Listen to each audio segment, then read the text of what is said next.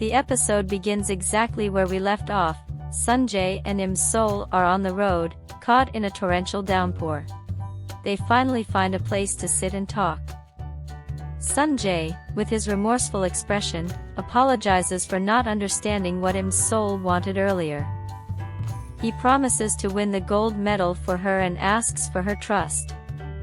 What no one knew, not even us, is that Seon-Jae already had a super romantic plan. He had confided in his best friend and romance advisor, In Hyuk, that he would use the medal as a free pass to confess his feelings to Im-Sol. After winning the medal, Seon-Jae decides it's time to put his plan into action. He even picks the perfect restaurant for the occasion.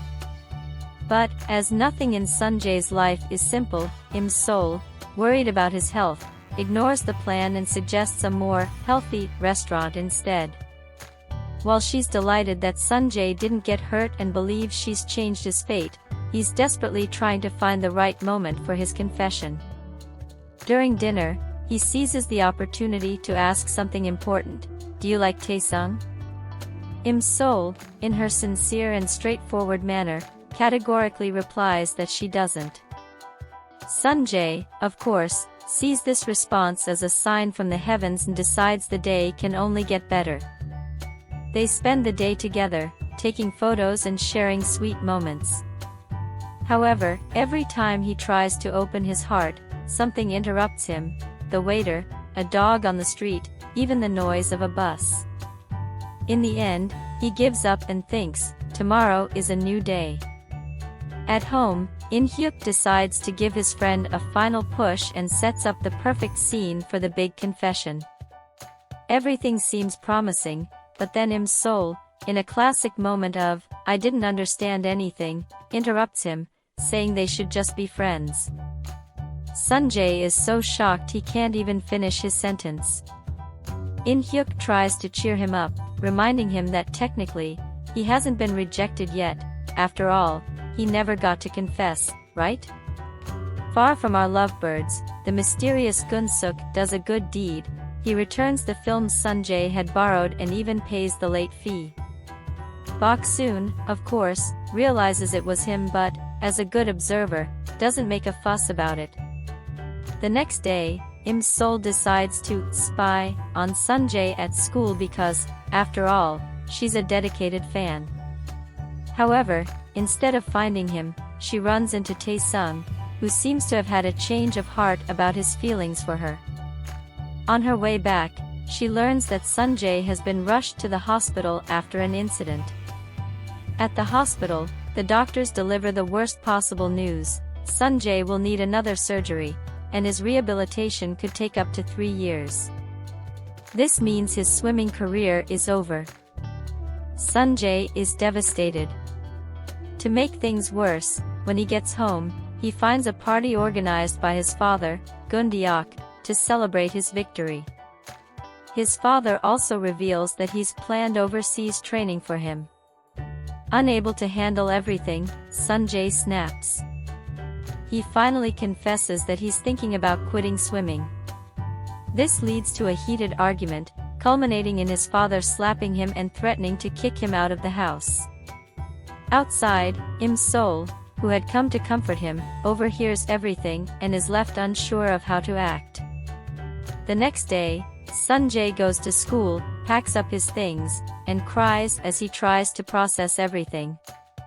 Im-Sol, seeing his pain, tries to write about the accident in her calendar but notices that the words disappear. She starts to question why she traveled through time if she can't change anything. Meanwhile, Gun-Deok learns about Seon-Jae's condition and, in a rare moment of vulnerability, apologizes. Father and son make amends, and Gun-Deok encourages Seon-Jae to have the surgery and decide his future later. In parallel, Im-Sol faces another challenge. She remembers a fire that happened in the past, where her mother got hurt. Desperate, she tries to warn her family, but no one answers. When the fire starts, she arrives with Taesung's help and manages to prevent her mother from getting injured. For the first time, Im-Sol feels like she might have been able to change something. A few days later, Seon-Jae undergoes surgery, but the doctors are pessimistic about his recovery as a swimmer. Im-sol, ever faithful, begins caring for him in unexpected ways, delivering food to his family and other hospital patients. In a touching moment, Seon-Jae sees her crying and wonders why she cares so much. A week later, Seon-Jae is discharged, and in a comical turn of events, Im-sol gets drunk after mistaking alcoholic syrup for juice. In this state, she follows Seon-Jae to school, where they share funny and sweet moments. He takes advantage of the situation to confess his feelings and kisses her. The next day, Im-sol, with a massive hangover, discovers that her iPod recorded their conversation. But before she can hear the part where he confesses, Tae-sung shows up and invites her out. Seon-Jae arrives just in time to hear the proposal and freezes in place. To make things even more complicated, Im-sol's time-traveling watch activates again. She is briefly taken back to the future, where she sees news of Seon-Jae's death. When she returns to the past, in a completely unexpected move, she accepts Tae-sung's proposal. Seon-Jae's reaction? A mix of surprise, shock, and despair. With a flashback to the present day, we discover that the man who saved Im-sol after the accident was none other than Seon-Jae. Yes, the charming prince was there from the very beginning. However, at the time, Im-sol, lost in depression, decided that death seemed like a better way out. Now, let's see everything from Seon-Jae's perspective. He recognized Im-sol the moment he saw her. He thinks she's so cute that he could hardly stand it. When she gave him his favorite candy, it was as if the entire universe conspired to bring them together. For those who don't know, this candy has sentimental value. It was her first gift to him back in 2008. Coincidence? I don't think so. Even though Hyun-ju was Im-sol's personal Uber that night, Seon-Jae kept a close eye on her, ensuring she made it home safely. Is this chivalry or bodyguard instinct? Later, at the hotel, Seon-Jae tries to rest, but his thoughts are on a loop. Im-sol, Im-sol, Im-sol. Im-sol wakes up in the hospital. Back in 2023. But what does she find? The world mourning Seon-Jae's death. The funeral is underway, and the girl's heart is shattered. As if that weren't enough, the police show up to interrogate her. After all, she was one of the last people to see Seon-Jae before his mysterious death. They show her an old photo with Seon-Jae, taken in 2008. Plot twist. Im-sol has an internal breakdown, convinced that something in the future changed. Or did she simply forget the past? She decides to return to the river to try traveling in time and save Seon-Jae. But nothing happens. Nothing at all. Just cold water and desperation. She returns home, where she discovers that Seon-Jae was depressed because of cruel online comments. Now, she feels even more guilty for not being able to help him. Suddenly, the clock trembles. Im-sol realizes she can only travel in time at midnight. Without wasting time, she presses the button and bam. She's back in 2008. But this time, in the middle of an exorcism. Yes, exorcism. The past Im-sol thought a vengeful virgin spirit had possessed her body. Our heroine explains she's fine, even though she isn't, and runs off as soon as she sees Seon-Jae. However, Seon-Jae is not pleased to see her. The past Im-sol had spent the last few days ignoring him and focusing on Tae-sung.